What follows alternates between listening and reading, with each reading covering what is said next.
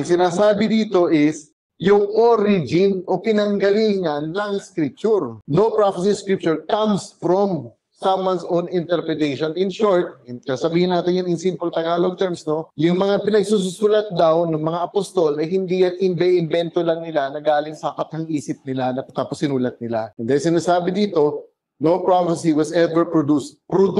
No prophecy was ever produced by the will of man, but men spoke from God as they were carried along by the Holy Spirit. So this talks about the inspiration of the Holy Spirit in the writing or production of the scriptures. It does not talk about private interpretation of reading the scriptures. So again, please lang, yun yung problema sa proof texting, di ba?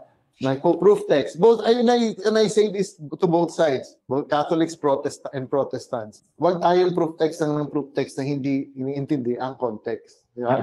Sabi nga, proof text without context is a pretext. So, kailangan, wala namang masama sa proof texting in general.